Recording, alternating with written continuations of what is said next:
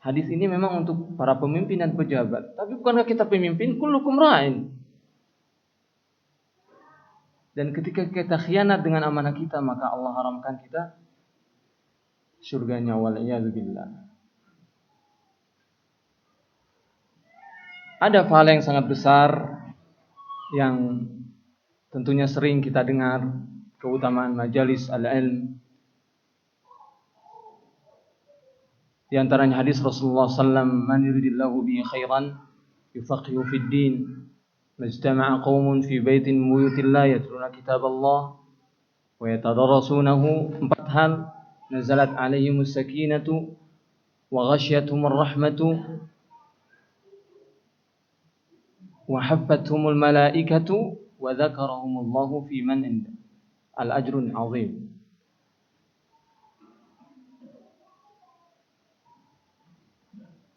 Kemudian ini usaha untuk juga menjadikan kita, keluarga kita qurrata a'yun. Kita sering melantunkan Rabbana hab lana min azwajina wa dzurriyyatina qurrata a'yun waj'alna lil muttaqina imama. Melihat diri kita, melihat keluarga kita, anak-anak kita dalam ketaatan, maka ketika dipandang sejuk. Bagaimana bisa taat? Bagaimana bisa istiqomah? Tidak lain caranya dengan berilmu dan beramal. Ini salah satu usaha kita. Kemudian ingatlah, majalis seperti ini juga dicontohkan oleh para rusul wal anbiya. Apalagi tema kita kali ini sangat penting terkait tasfiyah wa tarbiyah, dan setiap nabi dan rasul memperhatikan masalah ini, dan Al-Qur'an sangat memperhatikan tema ini. Sebut saja Ibrahim alaihissalam. Wa wassa biha Ibrahim bani wa Yaqub ya baniya innallaha astafa lakumud din fala tamutunna illa wa antum muslimun. Nuh alaihissalam, meskipun anaknya kafir, tapi beliau juga berusaha terus mendakwakan, terus mentarbiyah, terus mentasfiyah.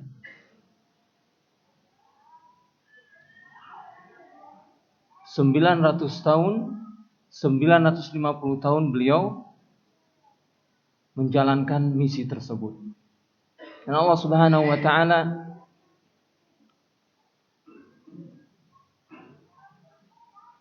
menurunkan satu surat yang khusus menjadi figur tokoh tauladan bagi siapa saja yang ingin mentasfiyah dan mentarbiyah dirinya. Saya kira siapa? Menjadi satu surat dalam Al-Quran. Siapa? Surat Luqman. Menjadi figur yang berhasil dalam mentasfiyah dan tarbiyah. Jadi berbahagialah, dan Allah Subhanahu wa taala berfirman, "Qul bi fadlillahi wa bi rahmatihi fabidzalika falyafrahu huwa khairum mimma yajma'un."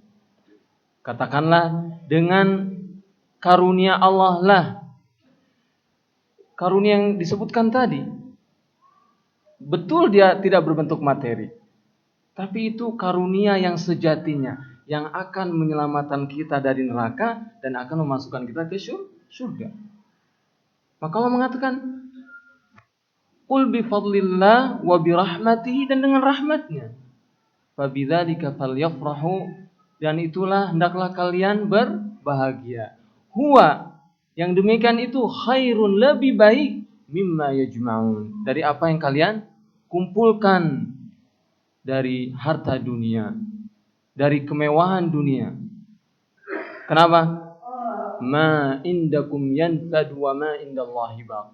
Karena apa yang ada di dunia ini pasti binasa, dan apa yang di sisi Allah akan kekal abadi. Oleh itu saya menasihati, dan saya yakin sudah diketahui dan dilaksanakan sejak berniat, sejak dari rumah kita sudah meniatkan bahwa hadirnya kita di majelis ini karena Allah Subhanahu wa taala. Mudah-mudahan dengan duduknya kita yang mungkin tidak lebih dari 1 jam atau setengah jam, Allah selamatkan kita dari siksa nerakanya, dan Allah masukkan kita dengan rahmatnya ke dalam surganya. Allahumma amin. Para ikhwan wal akhwat azanallahu wa iyyakum, apa itu tasfiyah dan tarbiyah? Ada beberapa poin yang akan kita kaji bersama insyaallah. Namun sebelum kita masuk ke pembahasan, saya ingin kembali mengajak antum dan antuna sekalian secara singkat ya, mengingat kembali sirah Rasulullah SAW. Karena rujukan kita dalam tasfiyah wa tarbiyah ini adalah siapa? Rasulullah SAW. Dalam usul thalatha yang mungkin dikaji juga, di bagian terakhir yaitu al-aslu tsalits tentang ma'rifatun Nabi sallallahu alaihi wasallam, dijelaskan secara singkat. Kalau antum dan antuna memahami pokok yang ketiga ini, insyaallah modal yang sangat besar ya, memahami tasfiyah wa tarbiyah. Ketika Syekh Muhammad rahimahullah menyebutkan bahwa Rasulullah diangkat menjadi nabi, diberi wahyu dengan surat Al-Alaq, kemudian diangkat menjadi rasul, diberi wahyu surat apa? Surat apa? Al-Mudaththir ya. Surat Al-Mudaththir. Kita langsung ke surat Al-Mudaththir, di mana Allah Subhanahu wa taala firman, ya ayyuhal mudaththir qum fa'anzir wa rabbaka fakabbir wa thiyabaka fatahhir wa rujza fahjur. Saya akan singkat ya pembahasannya. Ketika Allah mengatakan, berfirman, qum fa'anzir, bangunlah dan beri peringatan. Peringatan dari apa?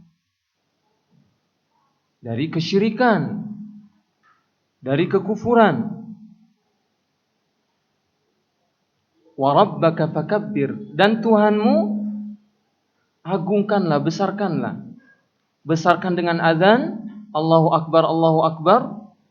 Besarkan dengan takbir, bukan, fakabbir bitauhid. Agungkan Allah, besarkan Allah dengan tauhid, menyembah, beribadah hanya kepada Allah Subhanahu wa taala. Saat itu Rasulullah mulai misi dakwahnya sebagai rasul, memperingatkan umatnya dari kesyirikan.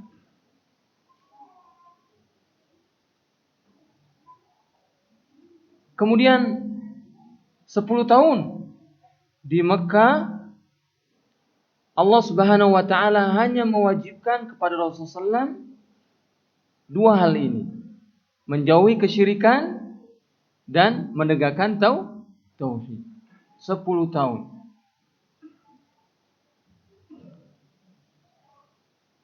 Nanti tahun ke-11 Hijrah, ke-11 kenabian, Allah Isra dan Mi'rajkan Rasulullah SAW hingga diberi syariat salat. Betul ya? Bantu ingatkan. Kemudian Rasulullah SAW salat selama 3 tahun di Mekah.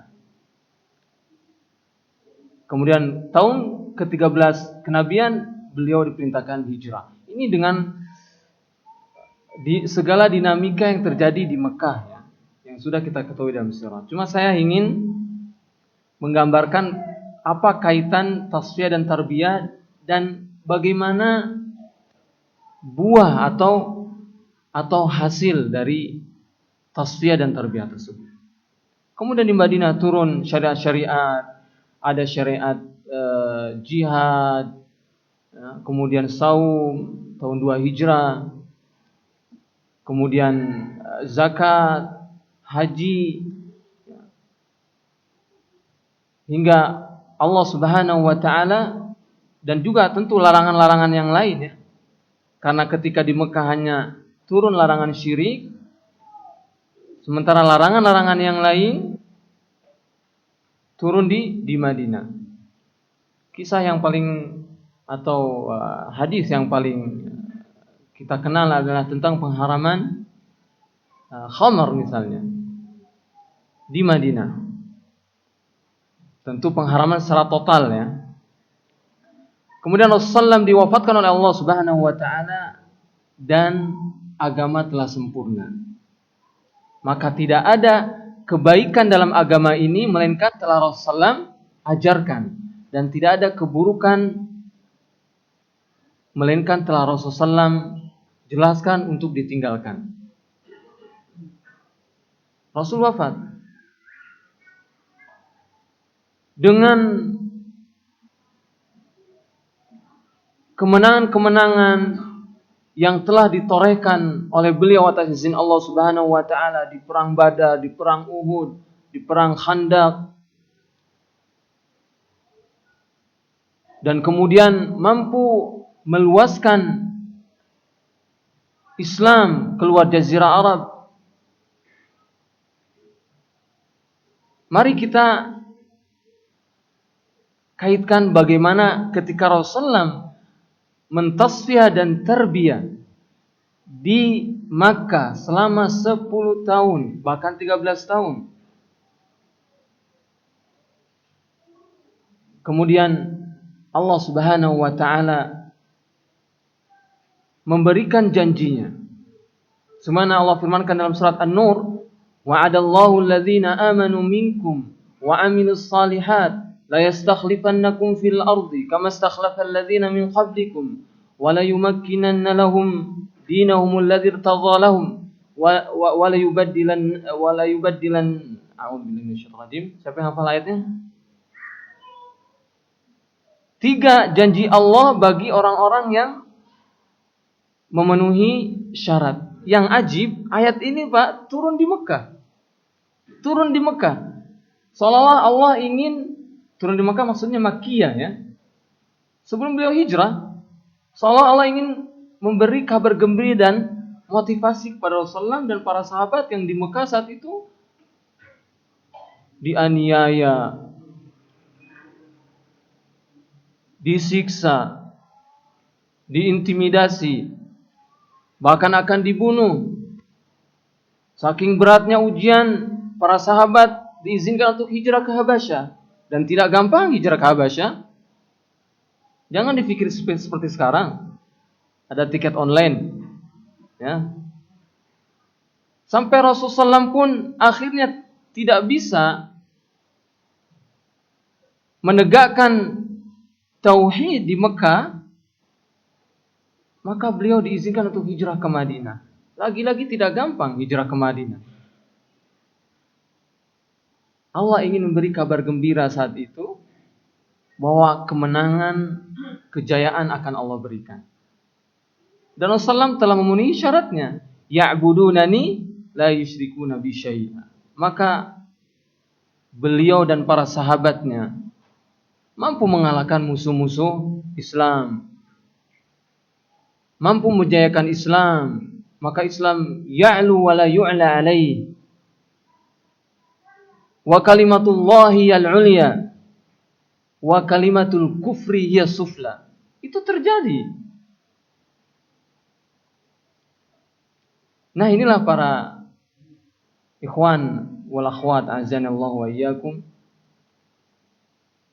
hakikat tasfiyah wa tarbiyah. Istilah tasfiyah wa tarbiyah sendiri dipopulerkan oleh Syekh Nasruddin Al-Albani rahimahullahu ta'ala, Imam Ahlus Sunnah dalam hadis, di mana kalau kita membaca teks tentang tema ini di beberapa tempat, karena beliau sering mempopulerkan ya, di beberapa kali beliau menyampaikan materi ini ya, sehingga bisa diterima dan digaungkan oleh para ulama yang lain di penjuru dunia ini. Oleh karena itu, insya Allah kajian kita agar tidak kemana-mana, insya Allah saya ingin sama-sama mengajak apa sih tasfiyah wa tarbiyah menurut beliau. Karena beliau yang pertama kali mempopulerkan istilah ini. Adapun kaitannya dengan tadi sirah, dan ini kita akan masuk ke pembahasan definisi. Ada 3 atau 4 pembahasan kita, definisi tasfiyah wa tarbiyah, kemudian hakikat tasfiyah wa tarbiyah, dan kemudian bagaimana mengaplikasikan tasfiyah wa tarbiyah dalam kehidupan kita sehari-hari. Saya kira itu yang paling penting. Jika kembali ke sirah Rasulullah, tasfiyah wa tarbiyah adalah membersihkan. Ingat ketika Rasulullah diutus oleh Allah dan diperintahkan untuk memberi peringatan, memperingatkan. Saat itu kita tahu sendiri, zaman jahiliyah. Wa in kanu fi dhalalim mubin, bahasa Al-Qur'an. Fi dhalalim mubin, dalam kesesatan yang nyata. Keadaan saat itu. Tapi Rasulullah memulai dengan kesesatan yang paling buruk, yaitu kesyirikan kepada Allah Subhanahu wa taala. Pembunuhan ada, zina ada, minum khamar ada, kerusakan moral dan seterusnya. Tapi beliau memulai dengan yang paling berbahaya dari keburukan-keburukan yang ada, yaitu kesyirikan. Oleh karena itu, tasfiyah artinya membersihkan. Saffa yusaffi tasfiyah, membersihkan, memurnikan. Apa yang dibersihkan? Jika kita merunut tadi tahapan Rasulullah SAW, maka yang pertama kali dibersihkan adalah tentang akidah, tentang iman, tentang tauhid, dari kesyirikan, dari kekufuran. Ada 4 hal: syuraka, andad, tawaghid. Ya, harus kita bersihkan dari sekutu-sekutu, kemudian tandingan-tandingan, kemudian taghut. Yang terakhir al-ma'bud, sesembahan. Akidah, keimanan harus dibersihkan, harus disucikan dari keempat hal tersebut.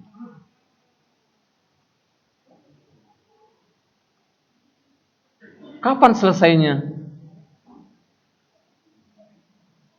Kita membersihkan akidah kita. Kalau melihat sirah Rasulullah SAW, maka sesungguhnya kita butuh waktu yang sangat panjang. Mungkin ini hikmah Allah Subhanahu wa taala mengapa di Mekah hanya diwajibkan tauhid saja dan betul-betul dibersihkan akidahnya. Karena memang ini adalah pondasi dan dasar. Hasilnya ketika di Madinah turun syariat-syariat Islam, turun larangan-larangan Allah, maka dengan mudah para sahabat mengamalkannya. Ini yang perlu kita perhatikan. Jadi belajar akidah itu tidak singkat. Ini baru selesai usul salasa, sudah tamat. Tidak. Harus berlanjut. Kalau mau mengukur, ukurlah dengan Rasulullah SAW, minimal 10 tahun. Ya. Terus dikaji, terus dikuatkan tentang akidah tauhid pada Allah Subhanahu wa taala. Kemudian Tasfiyah juga tentu tidak hanya dalam tauhid, sebagaimana Syekh Al-Albani rahimahullah menjelaskan tasfiyah dalam ibadah. Tasfiyah dalam ibadah artinya membersihkan ibadah dari segala bid'ah, dari segala cara-cara yang menyelisihi Rasulullah sallallahu alaihi wasallam. Kemudian ibadah tentu sangat luas. Ya. Syekhul Islam mengatakan ibadahlah ismun jami'un lima yuhibbuhullah wa yardah minal aqwal wal a'mal al-zahirati wal batinah. Ada satu ayat yang merangkum makna ibadah. Qul inna salati wa nusuki wa mahyaya. Hidup kita, mati kita adalah ibadah. Jadi bagaimana ibadah yang kita lakukan tersebut harus sesuai dengan contoh Rasulullah SAW. Oleh karena itu sering kita ketahui bahwa syarat diterimanya ibadah adalah ikhlas berdasarkan tauhid, kemudian sesuai dengan contoh Rasulullah sallallahu alaihi wasallam. Kemudian tasfiyah dalam akhlak artinya membersihkan akhlak, perilaku dari akhlak dan perilaku yang tercela. Tentu para ikhwan dan akhwat, tasfiyah ini sekali lagi bersifat umum yang hakikatnya adalah membersihkan dan memurnikan. Kemudian tarbiyah sendiri yang sering kita definisikan dengan pendidikan, ya. Rabba yurabbi tarbiyatan. Bagaimana mendidik, maka kembali kita melihat sirah Rasulullah sallallahu alaihi wasallam.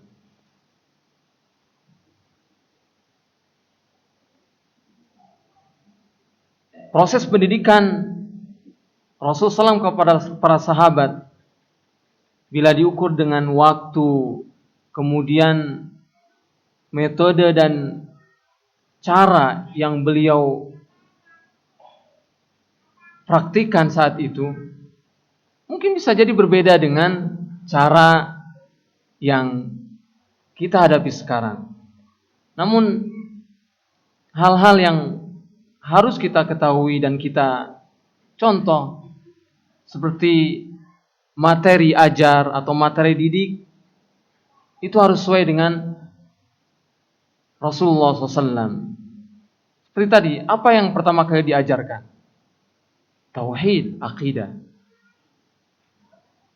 Maka didiklah, ajarkanlah tauhid, akidah, iman sebelum mengajarkan yang lain.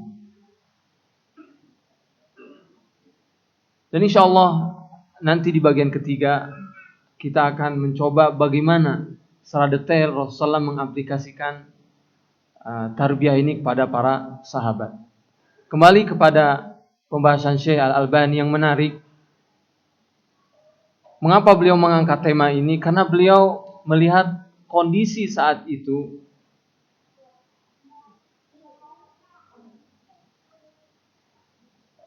sangat memprihatinkan. Yang jika beliau melihat keadaan saat ini tentu lebih memprihatinkan.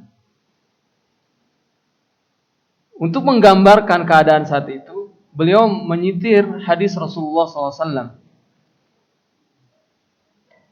Idza tabaya'tum bil 'aina wa taba'tum adnab al-baqar wa raditum biz-zar' wa taraktumul jihad sallallahu alaikum dhullan. Syekh Albani saat itu dan kondisi muslimin tentu saat itu dalam kelemahan di mana penjajahan, kemudian kehinaan, ya, menempa kaum muslimin hampir di seluruh dunia. Oleh karena itu beliau menawarkan solusi ini, dan kita harus tahu solusi ini bukan disampaikan oleh orang biasa. Beliau adalah orang yang paling pakar dalam sunnah Rasulullah SAW. Oleh karena itu, kaidah ini tasfiyah wa tarbiyah merupakan hasil kajian yang sangat mendalam. Dan hadis tersebut di mana Rasulullah SAW bersabda, jika kalian berjual beli dengan inah, salah satu bentuk riba,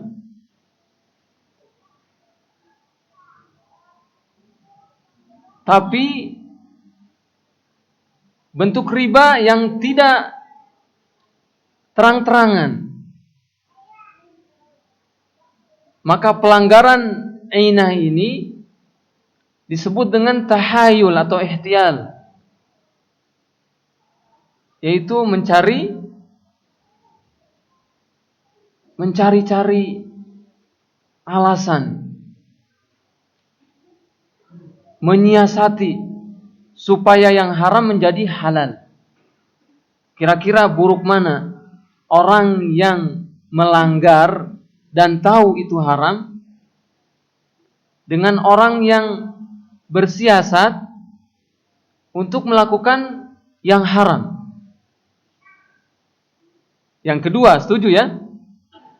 Karena yang kedua ini tidak mungkin taubat, karena merasa apa yang dilakukannya halal. Kemudian yang kedua, juga bisa merubah agama. Ya, bisa merubah agama. Jika orang berbuat salah dan dia tahu itu salah, kemungkinan besar akan bertobat kepada Allah Subhanahu wa taala. Maka kata beliau dengan menyitir hadis tadi, salah satu penyebab keterpurukan umat dan juga lemahnya umat adalah pelanggaran mereka terhadap hukum-hukum Allah Subhanahu wa taala. Disebutkan ina di sini adalah contoh. Contoh saja. Adapun realitanya, ya silakan. Kita bisa lihat pelanggaran-pelanggaran yang kita lakukan. Sedikit atau banyak? Sedikit atau banyak? Maka bagaimana umat Islam tidak lemah? Bagaimana umat Islam tidak terpuruk? Jika satu saja pelanggaran ketika perang Uhud menjadi sebab kekalahan kaum muslimin, bagaimana pelanggaran-pelanggaran yang seabrek ini yang kita lakukan?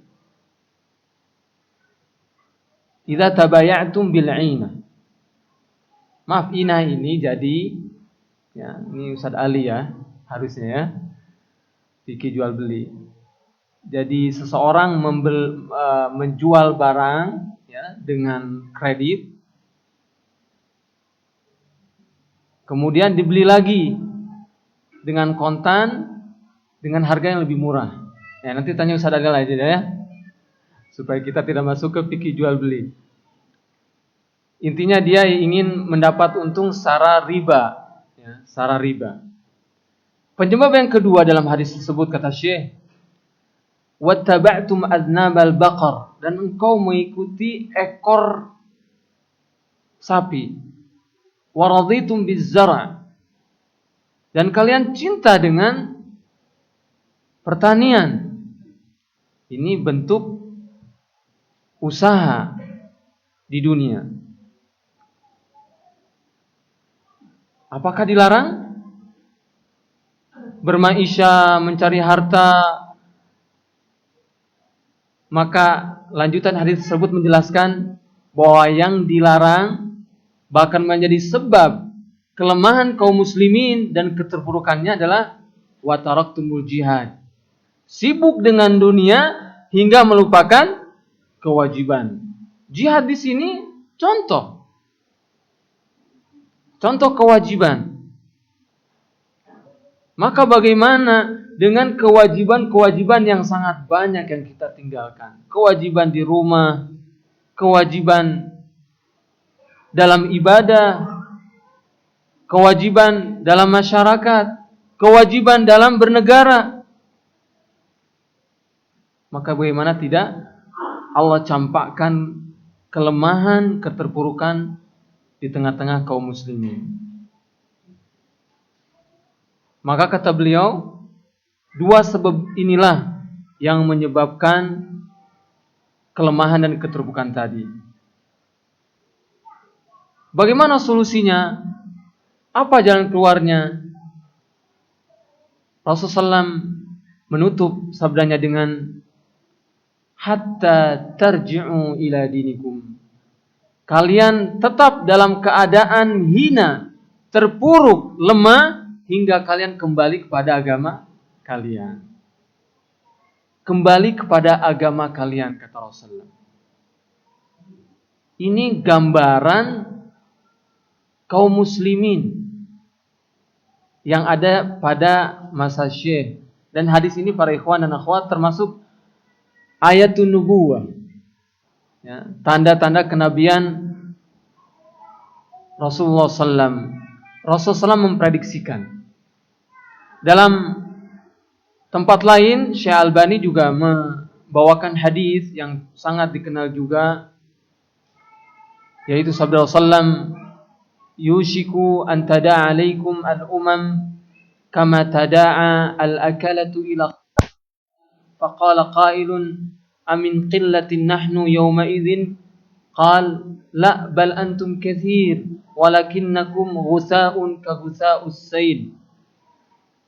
Kata Rasulullah, hampir-hampir saja kalian itu dimakan, diserang, dikuasai oleh musuh-musuh kalian. Seperti orang kelaparan menyerbu makanan. Ya. Ketika ada seorang yang bertanya, apakah kami sedikit? Rasulullah saat itu, tidak. Kalian bukan sedikit. Kalian banyak. Tapi kalian banyak seperti buih di lautan. Tidak ada kekuatan. Ini mana? Ada dulu ya. Cukup. Baik. Kita dengarkan azan dulu.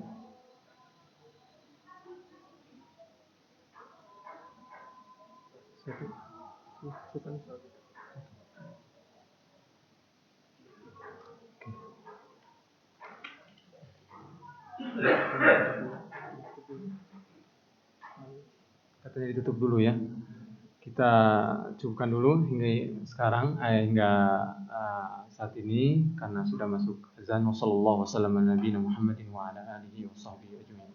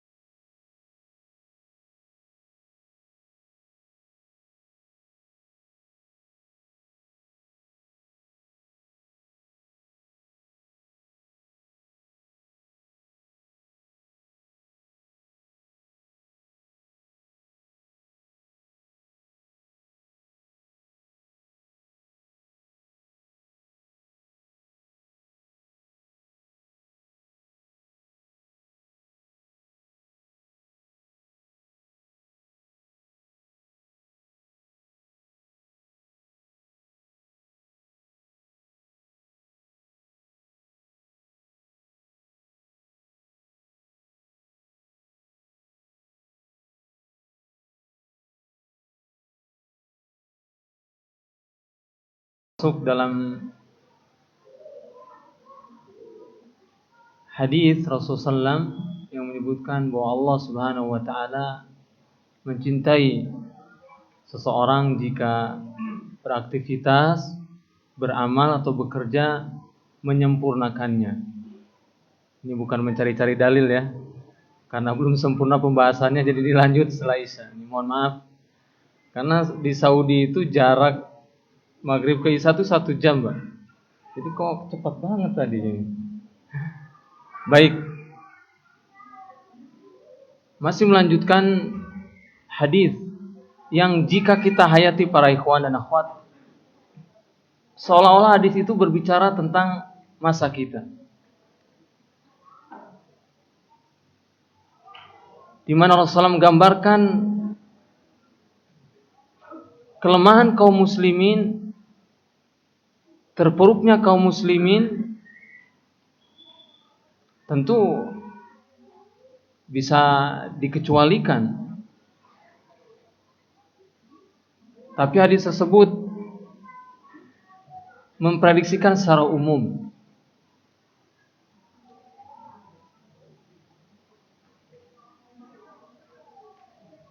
Seperti orang yang lapar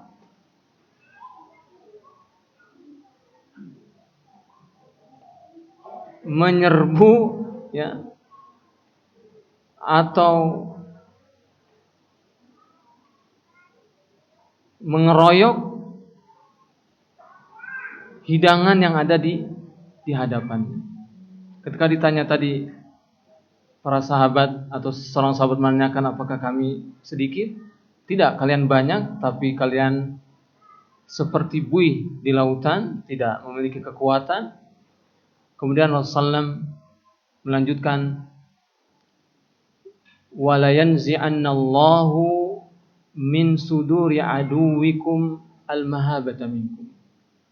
Karena Allah mencabut dari hati musuh-musuh kalian rasa takut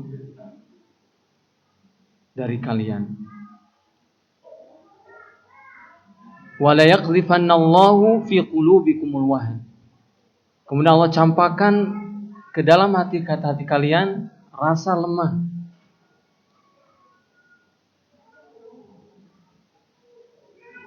Inilah keadaan yang Rasulullah SAW gambarkan. Kemudian Syekh saat itu membawakan hadis ini menggambarkan keadaan yang beliau lihat saat itu ya. Maka saya katakan di awal bagaimana jika Syekh melihat keadaan kita saat ini.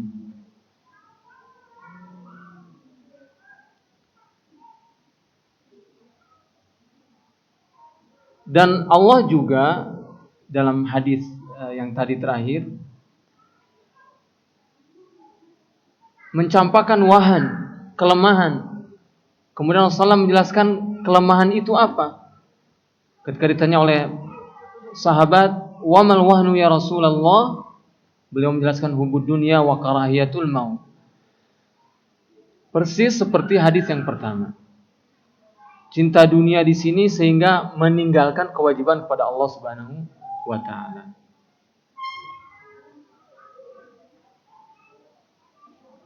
Kemudian Syekh rahimahullahu taala ketika membahas sabda Rasulullah hatta tarji'u ila dinakum,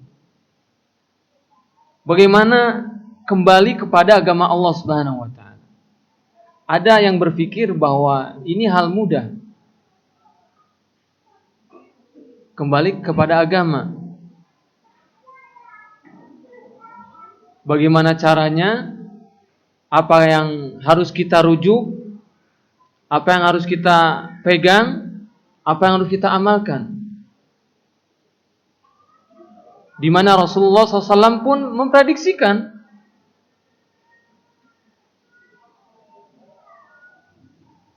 sebelumnya Allah Subhanahu wa taala menghati-hatikan di dalam surat Al-Fatihah yang sering kita baca itu, ihdinas siratal mustaqim siratal ladzina an'amta 'alaihim ghairil maghdubi 'alaihim waladdallin. Allah mentahdzir kita, menghati-hatikan kita dari jalan orang-orang yang dimurkai dan yang sesat, Yahudi dan Nasrani. Dan Rasulullah mengatakan, la tattabi'anna sanana man kana qablakum hadwal qudzati bil qudzah. Kalian akan mengikuti sunnah-sunnah, jalan hidup orang-orang sebelum kalian.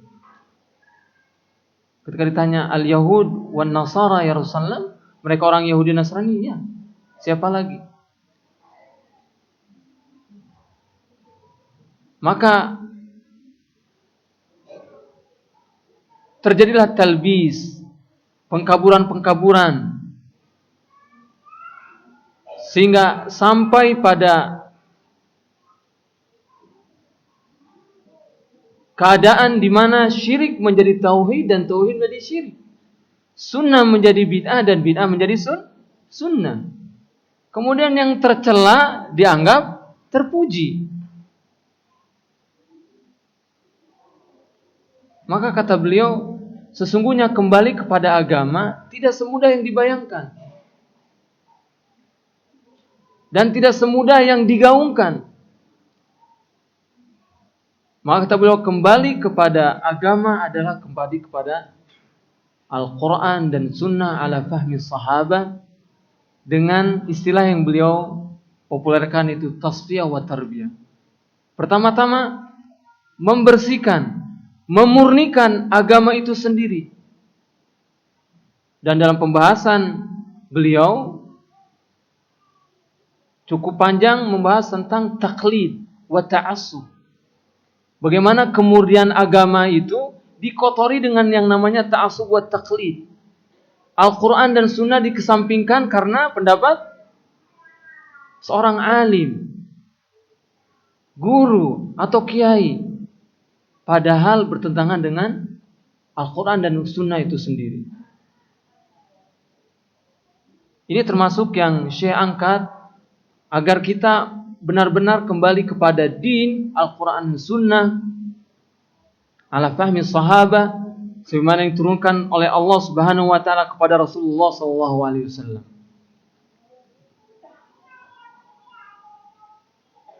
Setelah mengetahui din as-sahih, din yang benar, tadi tauhidnya bersih dari syirik, imannya bersih dari kufur wan nifaq, ibadahnya bersih dari segala bid'ah. Kemudian cukup tahu? Cukup teori saja? Tidak. Yang kedua maka disebut tarbiyah. Disebut apa? Tarbiyah. Maka dua istilah ini tidak bisa dipisahkan. Kata beliau harus bersamaan. Setelah kita mengetahui din yang benar, ilmu yang benar, maka diamalkan. Tidak hanya diamalkan, tapi ditarbiyah, sehingga amalan tersebut benar-benar mendidik kita. Beda ya, antara tahu saja dengan orang yang tahu kemudian mengamalkan dan amalan tersebut menjadi kepribadian. Dia terdidik.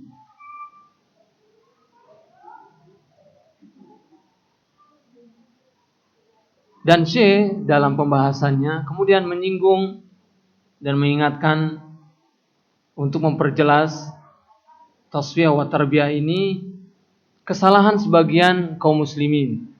Karena dalam kaidah wa bididdihi tattadhihu al-asya', biasanya jika membandingkan itu tambah jelas, ya. Kalau kebenaran dibandingkan dengan kebatilan, kebenaran tambah jelas. Ada kesalahan-kesalahan dari sebagian kaum muslimin yang menginginkan kejayaan, menginginkan kekuatan, tapi tidak sesuai dengan cara Rasulullah sallallahu alaihi wasallam. Jika kita merunut tadi bagaimana Rasulullah mentarbiyah, sebelumnya mentasfiyah para sahabat, kemudian mentarbiyahnya dengan wahyu yang telah Allah turunkan secara bertahap, dengan tempo yang kita ketahui, tidak sebentar. Maka tarbiyah yang di dalamnya amal, kemudian dakwah, tentu lebih luas, membutuhkan waktu.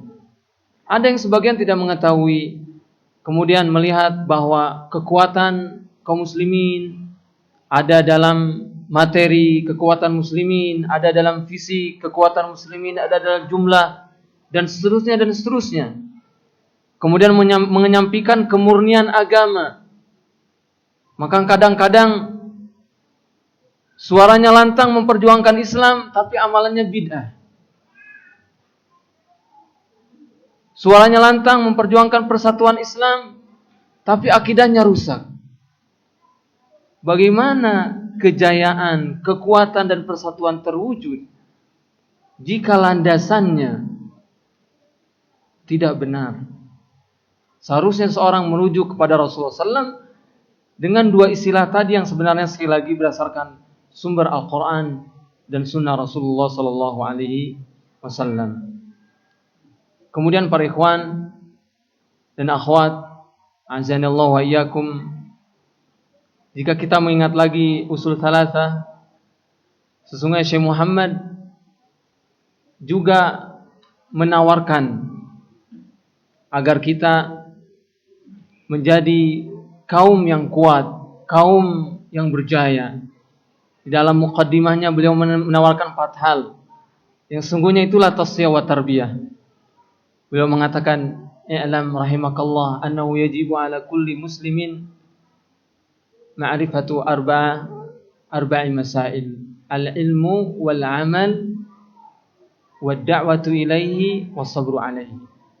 Ini 4 hal yang sungguhnya juga tasfiyah wa tarbiyah yang digaungkan oleh Syekh Al-Albani rahimahullah. Karena dalam tarbiyah kita butuh ilmu. Ilmu yang sahih. Maka kata Syekh Muhammad, ilmu itu adalah ma'rifatud din bi adillatih. Mengetahui agama dengan dalilnya. Agar benar. Bukan hanya pendapat, apalagi mimpi, ilham, dan seterusnya. Dengan dalil. Itulah ilmu yang benar. Tidak cukup berilmu, beramal. Dan ini mulai tarbiyah. Inilah mulai tarbiyah. Tarbiyah yang pertama adalah mengamalkan ilmu yang sahih.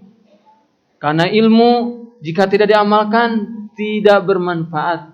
Bahkan ilmu tersebut akan menjadi hujah bagi atau atas kita. Tidak cukup diamalkan. Dalam proses tarbiyah itu ada yang namanya dakwah. Apalagi mereka yang memiliki tanggung jawab. Maka tarbiyah itu bagian dari dakwah. Tarbiyah bukan hanya ceramah, bukan hanya mengisi kajian, tapi mendidik diri kita, mendidik istri kita dan anak kita adalah bagian dari dakwah. Dan yang terakhir adalah was-sabru alaihi, kata Syekh Muhammad. Dan sabar ketika memurnikan, ketika mentasfiyah, membersihkan agama ini. Kemudian sabar mengamalkan di atas ketaatan, mengamalkan perintah Allah dan menjauhi larangan Allah. Kemudian sabar dalam berdakwah, dalam bertarbiyah, dalam menyampaikan kebaikan, kebenaran dan agama yang benar ini. Kemudian beliau menyitir surat wal asri.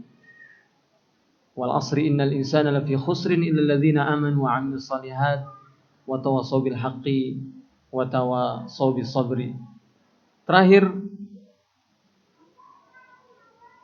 bagaimana berhasilnya Rasulullah SAW menanamkan tasfiyah wa tarbiyah ini bisa kita lihat dalam contoh yang sangat banyak. Saya ingin mengkaitkan dengan pertanyaan Hirakl. Ketika datang surat dari Rasulullah SAW mengajak Raja Heraklius untuk masuk Islam, raja tersebut memanggil siapa saja dari bangsa Arab, terutama Quraisy yang ada saat itu. Maka Saat itu Abu Sufyan sedang berdagang. Dalam cerita dialog yang cukup panjang, hanya ada satu pertanyaan yang relevan dengan tema kita tasfiyah. Kata Raja Heraklius tersebut bertanya, ada enggak pengikut Muhammad itu kalau masuk Islam kemudian murtad? Pertanyaan begitu. Ada enggak pengikut Muhammad itu kalau sudah masuk Islam kemudian murtad? Sudah beriman kemudian murtad? Sudah bertauhid kemudian syirik? Ini saya tambah-tambahin ya. Pertanyaan tadi aja, murtad enggak? Kata Abu Sufyan, enggak ada yang murtad. Perhatikan jawaban atau ungkapan Heraklius berikutnya. Dzalikal iman idza waqa'a basyashatal qalb. Au fima ma'na. Kata dia, itulah iman ketika menyentuh relung hati. Jadi akan kuat, akan tertancap, maka tidak ada yang murtad. Maka inilah yang kita saksikan dalam sirah sahabiyah al-jalilah wa sahabil jalil Ammar, Yasir dan Sumayyah, mempertahankan Islam, mempertahankan iman, tauhid dengan rela menjual atau rela mengorbankan nyawanya. Dan begitu juga para sahabat yang lain yang istiqomah meskipun disiksa, meskipun dianiaya. Bilal yang hanya mengatakan Allah, Allah, satu kalimat, tapi karena imannya sudah menghujam, tidak menggoyahkan meskipun azab dan siksaan yang beliau rasakan sangat dahsyat. Dan tentu keberhasilan yang terbesar ketika Rasulullah meninggalkan para sahabat. Beliau dipanggil oleh Allah dan beliau tenang. Kenapa? Karena para sahabat yang akan beliau tinggalkan adalah mereka yang benar-benar beriman kepada Allah Subhanahu wa taala, taat kepada Allah Subhanahu wa taala, mencintai Allah Subhanahu wa taala. Inilah keberhasilan terbesar yang Rasulullah SAW toreh, dan juga banyak keberhasilan-keberhasilan lain. Namun sekali lagi, tasfiyah wa tarbiyah menjadi solusi terbaik untuk mengangkat kelemahan umat, kemudian mengangkat umat dari keterpurukannya dengan kembali kepada agama atau din yang sahih, yang murni dalam akidah, dalam ibadah, dalam akhlak, dan juga tarbiyah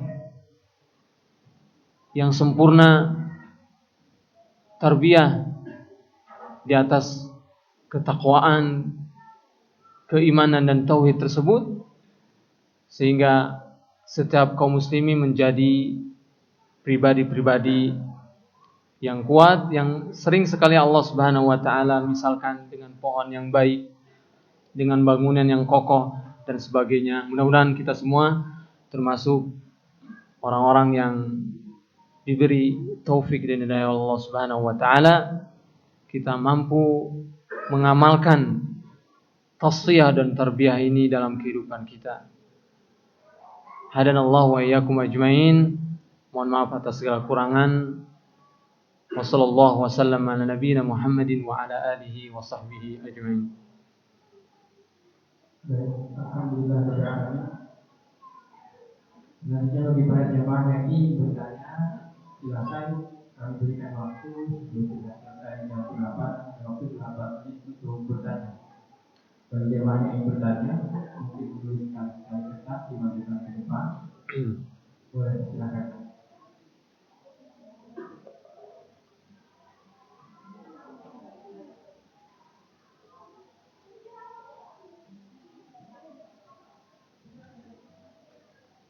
Ada? Atau ada yang langsung ingin menyampaikan pertanyaan kepada Ustaz? Silakan Pak. Nama Pak, sampaikan nama.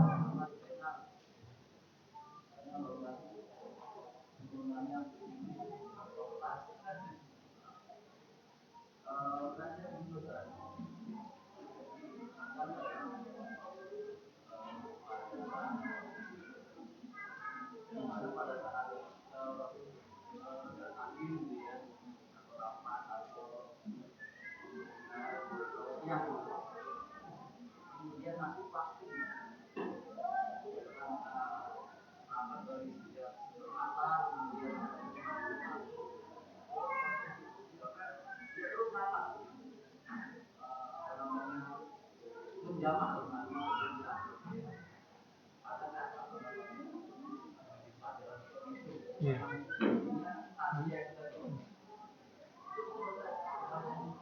Baik. Pak Zainal ya. Apakah Rasulullah SAW pernah mengakhirkan sholat karena urusan tertentu? Tadi disebutkan rapat ya.